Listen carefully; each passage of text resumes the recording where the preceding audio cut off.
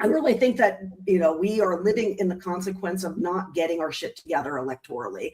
In 2024, we were humming. We took something that nobody had ever heard of called Project 2025, and it went from like 5% name ID to a 75% name ID in like 6 months, right?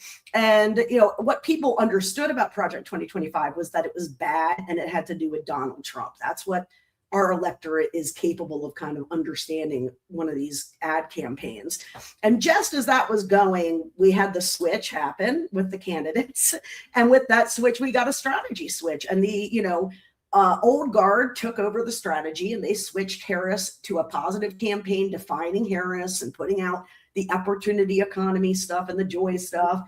And what we ended up with was swing voters coming out of the swing states in data, in our exit poll data, where 60% of them, Michael, you're going to die. 60% of the swing voters in the battleground states said they had a favorable memory of Trump's first term coming out of the polls in 2024. And that's because we assume everyone's like us. They all know what's going on. They know who their congresswoman is. They actually understand there's a state legislature, and that's not how it works. So even though Trump's negatives seem really baked into us, they are not, and they were never tied to the person, right? It's not just about what Trump is doing. It's about what he's doing to people. And in 2026, we're making that case on affordability. So we're not talking about affordability in the way that Democrats want to usually talk about it. Well, there's lots of price problems. No, you got to have a hero. You got to have a villain, right? Why is shit expensive? Because Donald Trump enacted tariffs, and then he invaded and attacked Iran and closed the Strait of Hormuz. Never before has a president more directly caused an economic issue, right? And we all know what they did to Biden over inflation that he had no part in, right? So it's really, really a cycle where we want to start making the case and making sure that voters realize where their bread is buttered, because unfortunately our micro-targeting on identity work it left us brandless. And when we see that in the data, we can see that nobody can identify the Democrats clearly from the Republicans on all of our core economic stuff, Social Security, Medicare, minimum wage, whatever it is. It's like the voters are like just as likely to say Republicans are good at it as they are to say Democrats. And there was only one thing that they knew for sure Democrats were better at, and that was gay rights, which is good. That's good, okay? But is also an established brand now, and none of that economic stuff is resonating. And so we find ourselves, guys, in the really weird position of having a working class electorate, and this is a multiracial working class electorate that I'm talking about, not white working class voters. The entire working class as a group are voting for right-wing candidates for the party of big business. I mean, that's nuts, right? Usually the working class understands where its bread is buttered, and its bread is buttered on the left, right? So the work that we're doing now is to reclaim that economic bread or economic brand and build our brand up so that people understand when they're voting for a Democrat, they are voting in their economic interest. And I don't think they understand that right now. I mean, do you think? Go ahead. I got a couple points that you made there that I want to touch on. First, you talk about, I mean, obviously this one's near and dear to me, but you talk about the, polling of the, average American and having a positive view of Donald Trump's first term.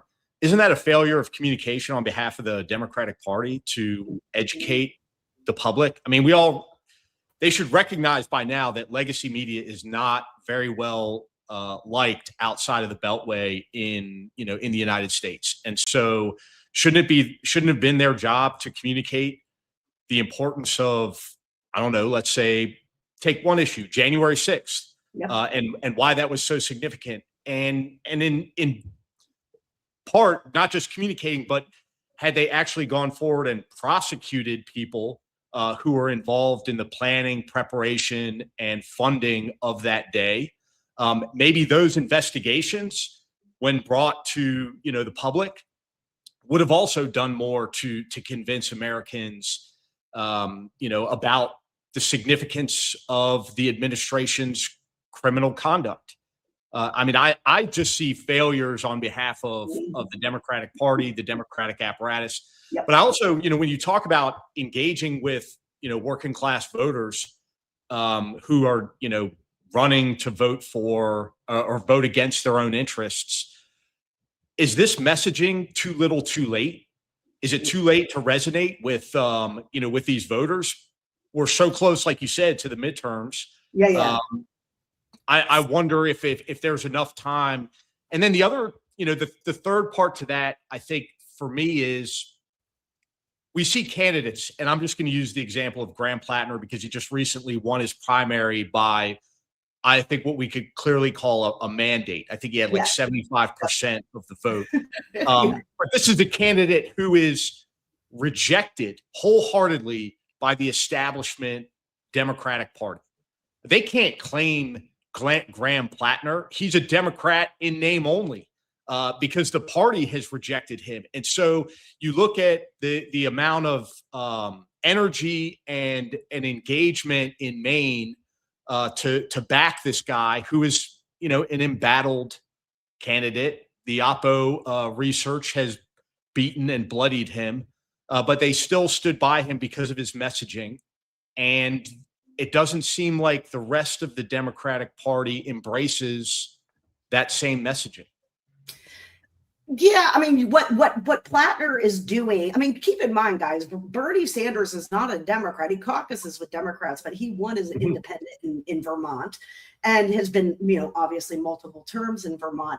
The Northeast is very unique above New York. I'm not talking about New York, but above New York, the Northeast is very unique because it has the largest pool of true independent voters in the nation. There's no other region where the actual predominance, not like in polling, I mean, actually in voting behavior, predominance is independent. And so, for him, running against all of the establishment is a good thing. Now, I want to push back because, yes, he is being supported by the Democratic Party. Schumer has met with him and endorsed him. He is getting money from the Senate DSTC. I'm pretty sure they're going to go all in on this guy. So I want to say there is a lot of pushback to that. And I'm sure the people who made those decisions are hearing about it all the time because of Graham's, the issues that have been raised in his background. So, but I don't want people to think that he's not supported. We're going to wage Maine Senate as fiercely as possible. It's a race that should and must be about Susan Collins and not about Graham Plattner. And, I hope the Plattner campaign, I think they are, good enough to recognize that they've got to, instead of describing and explaining more and more, they really just need to be on offense against Susan Collins and giving people reasons not to vote for their brand loyalty. And that has to be by undermining her brand as moderate, right? So Susan Collins has enabled Trump at every step into this lawless hellhole that we're all living in, and she needs to be held accountable for it, right? So I think the Graham campaign or the Plattner campaign will perform that. I know that they will have the money to compete from the party and as well as that amazing grassroots, stuff. But